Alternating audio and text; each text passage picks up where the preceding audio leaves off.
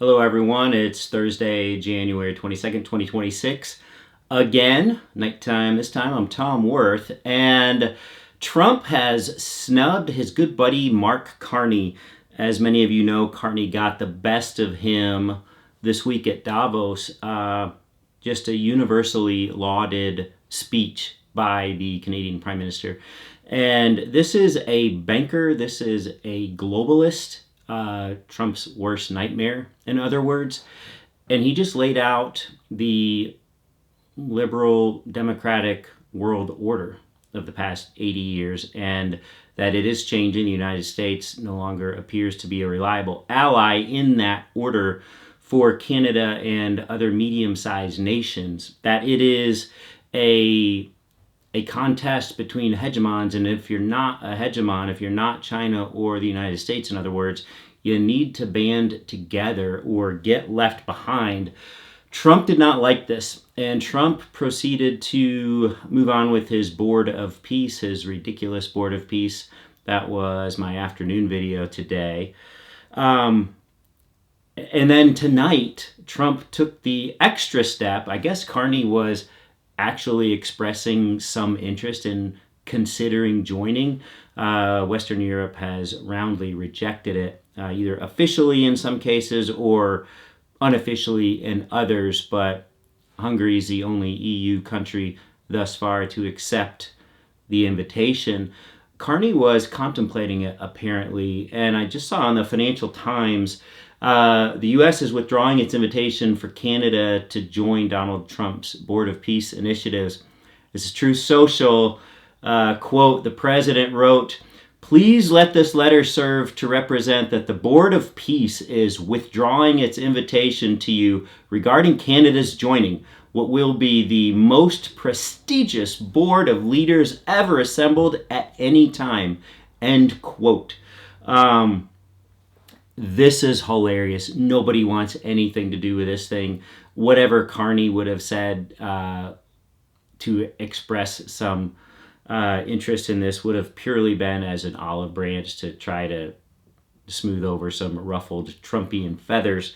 To no avail, apparently, and I love this. The Board of Peace is ridiculous. It's a sham. It's going nowhere, and this is just further proof that it's going nowhere.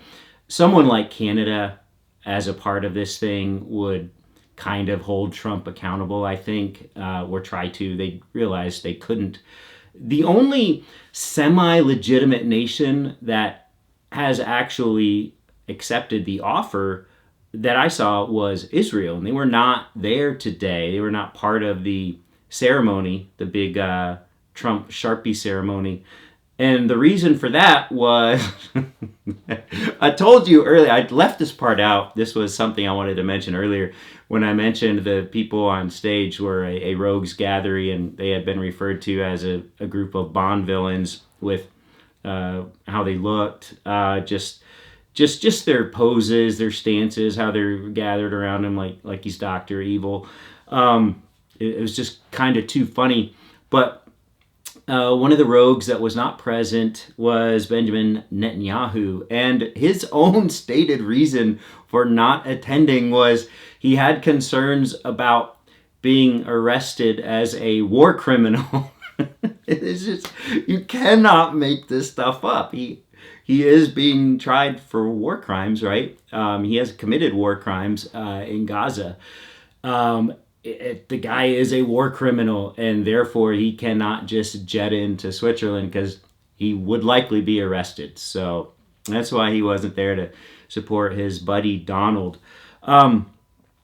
Speaking of bankers and getting on the wrong side of Trump, there was talk earlier this week of Trump being, he's all bent out of shape because he was, quote, debanked by JP Morgan, among others. And he said he was going to sue Jamie Dimon and JP Morgan. Dimon, of course, being the very influential, longtime CEO of JP Morgan. And JP Morgan didn't have any good things to say about Trump this week. He kind of poked a little bit of fun of him a little bit with Trump's suggestion that credit cards be capped at 10%.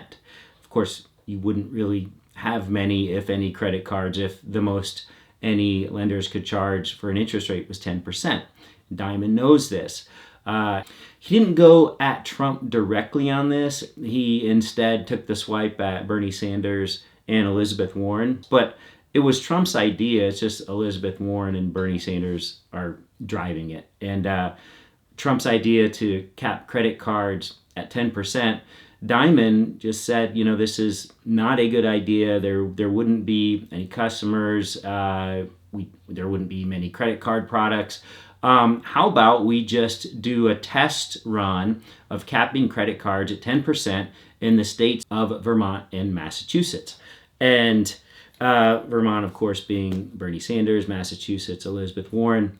And they would not go for that, right? They want it rolled out nationwide, not just their own states, because it would fail and they would be laughing stocks. And I guess Trump got wind of that too. So today, in the midst of burning down Davos yesterday and then totally backing down, as he always does, yesterday afternoon in Davos, and then rolling out his board of peace today in Davos, and then he somehow found time to say, okay, it's official. I'm lodging my $5 billion lawsuit against not just JP Morgan, but also Jamie Dimon personally. So the guy knows no bounds, no limits, especially when it comes to these dang globalist bankers. They're his worst nightmare. He wants his global board of peace to run the world, not the bankers. Donald, if globalism is so bad, why do you want the region of the globe? Remember, that's what he called his little Middle Eastern Gaza region. He called it the region of the globe. Therefore, he could run any global initiatives he wants, but he doesn't like globalism. He wants to be protectionist, right? He wants to be isolationist, but he wants to do hotel deals all over the world. That's what this is. This is a giant hotel deal. He's going on and on about luxury developments on the seaside in Gaza when Ukraine is just literally burning, right? He has nothing to say about them. He's not addressing Ukraine at all because there's not a real estate development for him there. There would be if he could get Ukraine to accept his and Putin's deals. That's what Putin keeps dangling in front of Trump is, hey, Trump, if you get Zelensky to surrender 20% of his country and stand down his military, I'll let you develop hotels and real estate there. It'll be great. Let's do this. That's why Trump's trying to get Ukraine to give up its territory. It's just, I don't know, the real estate angle is so odd for a United States president just to be so single-mindedly focused on real estate development. That's all he thinks about. And it's what he's doing in Gaza. It's what he'd like to do in Ukraine. He called it, quote, woke debanking by JP Morgan. And debanking was just what the event that didn't happen, right? The January 6th insurrection. This is why JP Morgan decided not to do any more banking with Trump or his family, because they led the insurrection. They tried to overthrow the democracy of the United States. JP Morgan said, we probably shouldn't bank with this guy or his family. So that's when they stopped banking with the Trump family, and Trump's all bent out of shape about that now. So, okay, that's it. Quick hit for tonight. Again, stay warm, and we will talk to you all tomorrow.